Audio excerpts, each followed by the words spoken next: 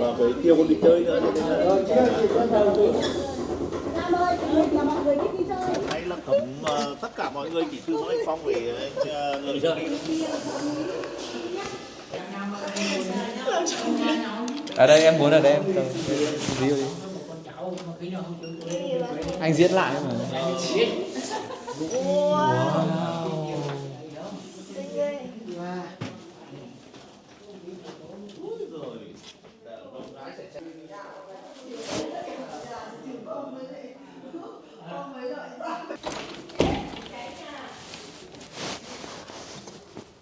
Xinh nhỉ? Xinh. Này, tuyệt vời. Cái đầu này nó bị rỗng. Ui, bị đúng không? Bị đúng. Cái này đúng là để trang trí. Ưu tiên 3 đây, ưu tiên 3 tròn ở đâu? 3 tròn đấy. Ui giời, kinh. Là giờ anh xuống cái này đúng không? Yes. Chẵn rồi. Đúng Không rồi. ở đâu? Ở đâu được thôi mà để đâu bị ở bên chỗ vận động. Con á. Tùy Học vào. 3 đi. Rồi, số mấy? Số 10. Yes. Kinh.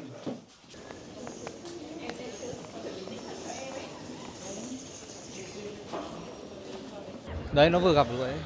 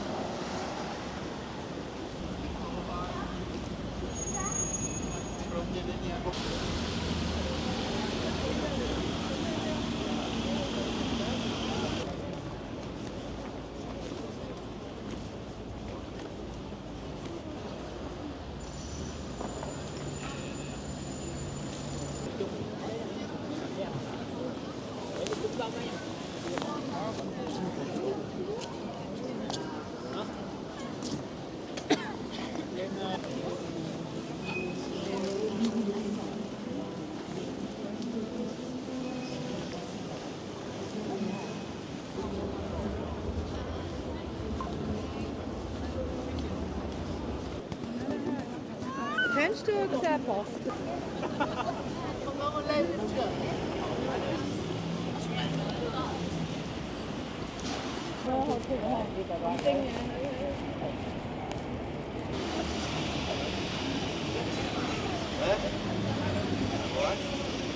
Đi Anh đi Ý đứa gặp nó đi Thụy Sĩ đi được anh Ý này Thụy Sĩ.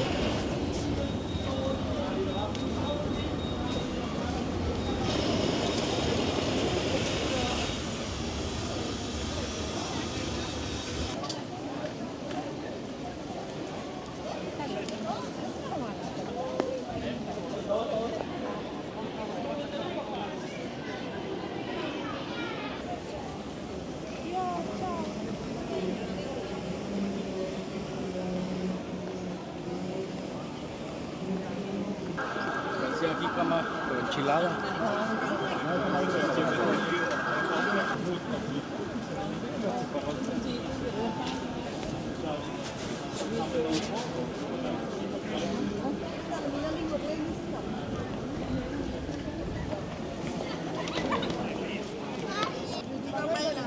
May là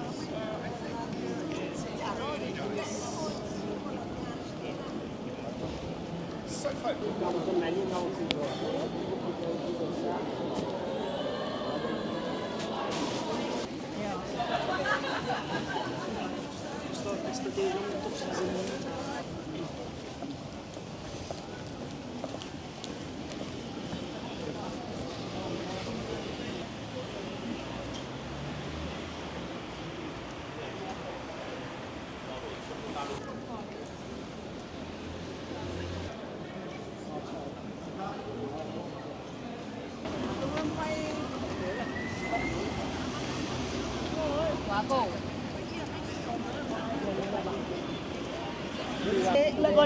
lại còn deluxe cơ, deluxe toilet.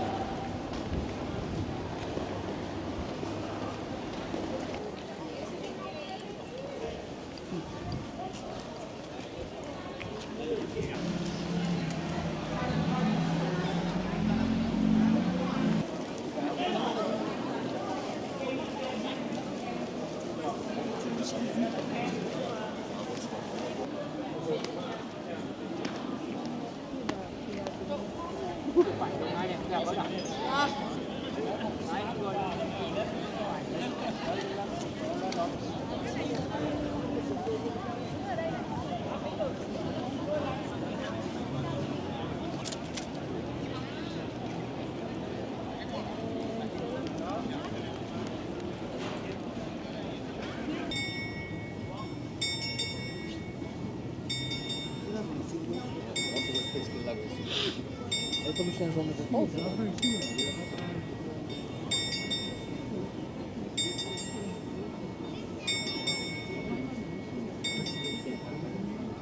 A ten rusza głową.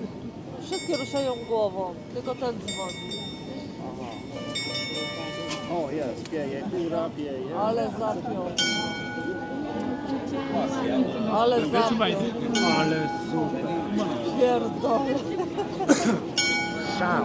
To przecież w Poznaniu leci. Dobra, może...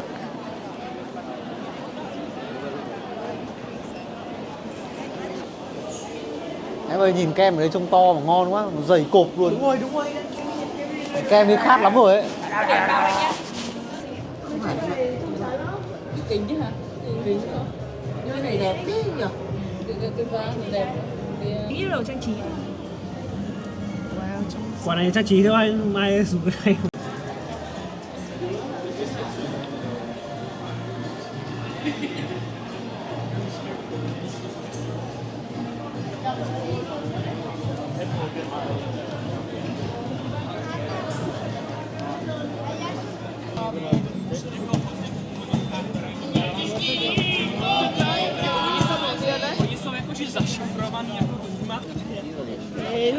Anh đang nghi mấy cái đồ này đều sản xuất Trung Quốc hết em ạ. Đây, như đây, nó vặn được này. Đây. Ôi vãi. Ok ấy. 500 ấy. 130 cool. Phố hàng đào Praha.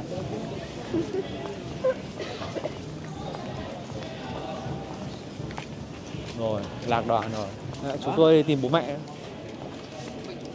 sợ anh bảo là có thấy là mọi người đi hết rồi không? Bảo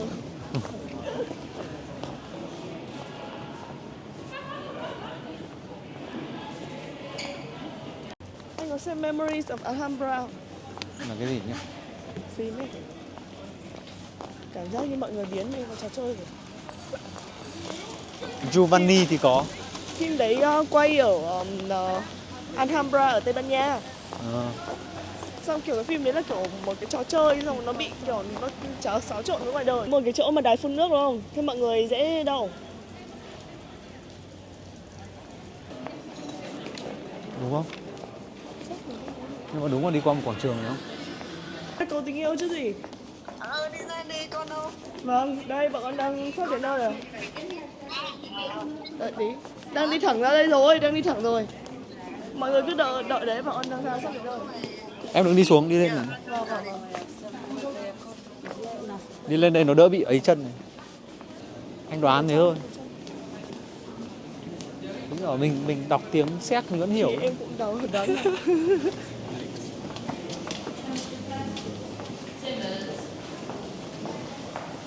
Em định vị là ở đây rồi hay là tiếp tục đi rồi? Tiếp tục đi.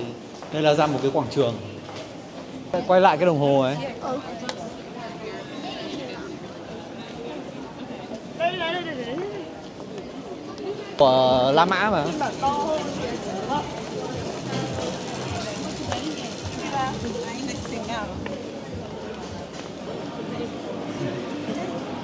Ở đây là cái Min White, anh biết không? Hả? Min White đấy. Rượu nóng ấy. Rượu vang nóng. Yeah.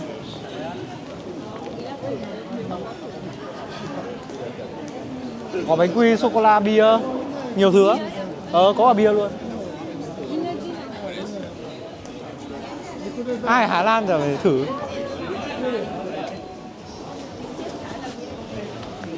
Cộng hòa Séc.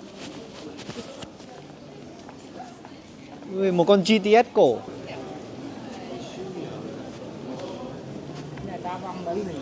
Nhưng mà sao họ cứ phải làm lưới nhỉ? Không biết là. Là đồ gì? À, sợ đổ ạ.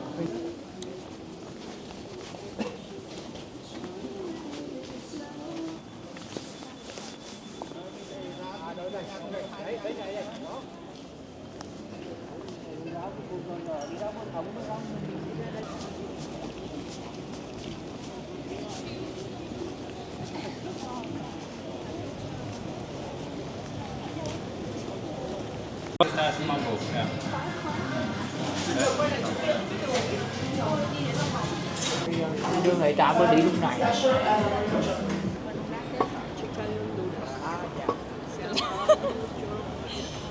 kem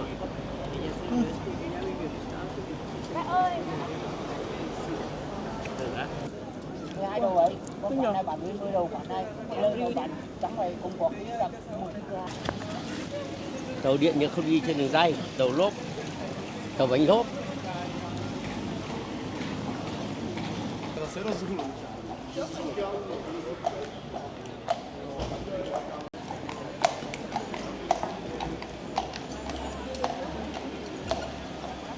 Bầu anh Lâm biết này. Bầu nào? Con của thầy Chí ấy. Không khóa anh à? Em mới nhận ra là anh Tôn em tận chính của.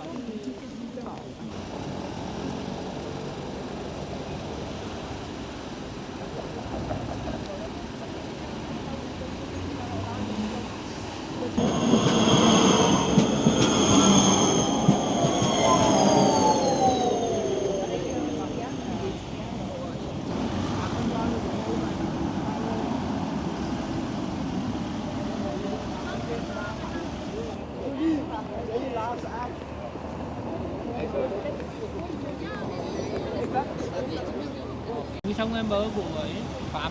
Vâng. Cái xong con cá của nhà.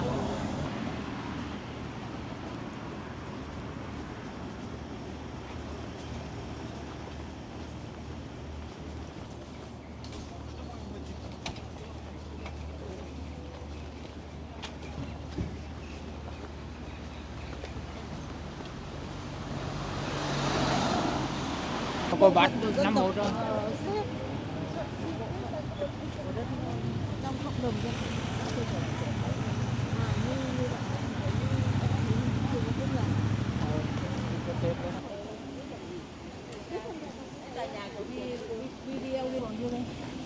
Tự nhiên đi công bố đấy này.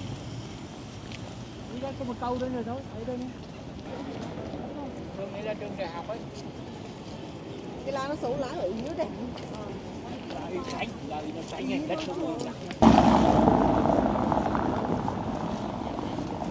Cầu đi xuống đây luôn đúng không ạ? Không.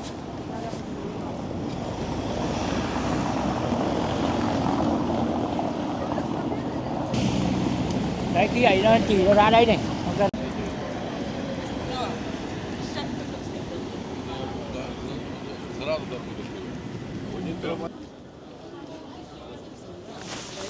Đây. Mình là người báo.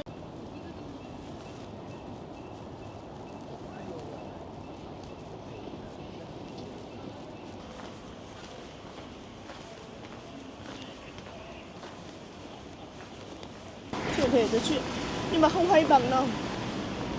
Cái chuyện đấy rất là hay nhưng mà em có một ít em chả thôi. Con xe này ở Milan nhiều cực. Thế á? Em xinh vậy. Đấy gọi là câu tình yêu, nói câu tình yêu mà câu cá ra lúc câu tình yêu.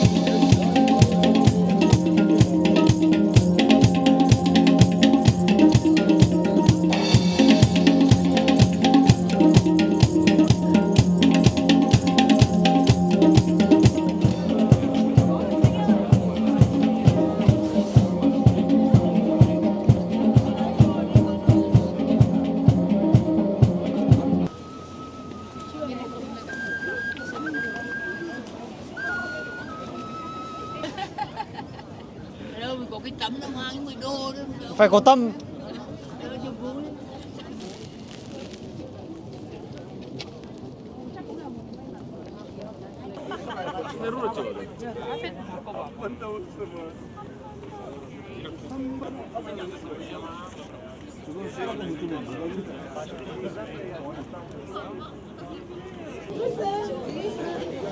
Done?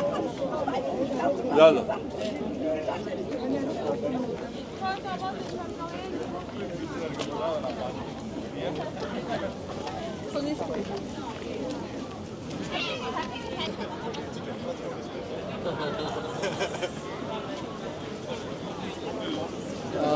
Tức là gần 3 cái biển á? Biển Đại Lục, biển Hồng Kông, biển Macau gắn cùng. Thế.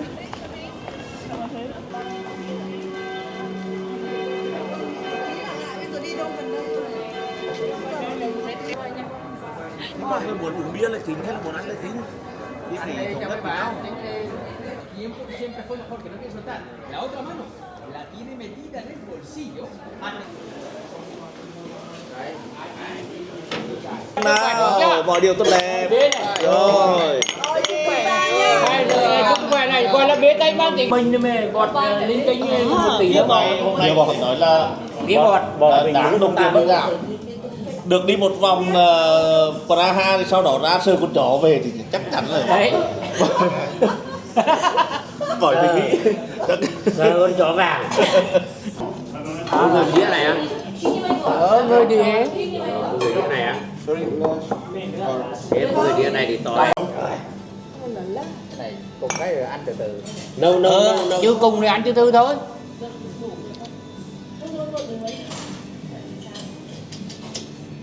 Rồi, cái này nhẹ hơn cái kia.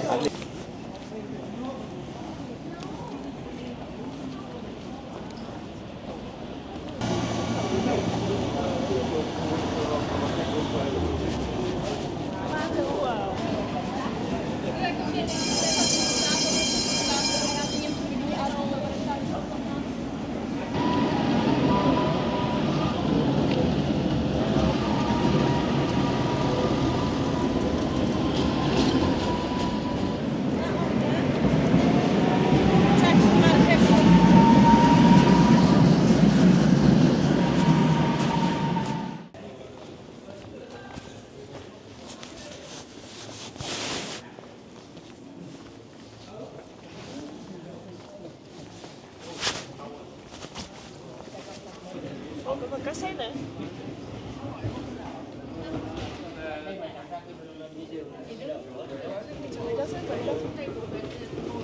Cửa hàng bán đĩa than.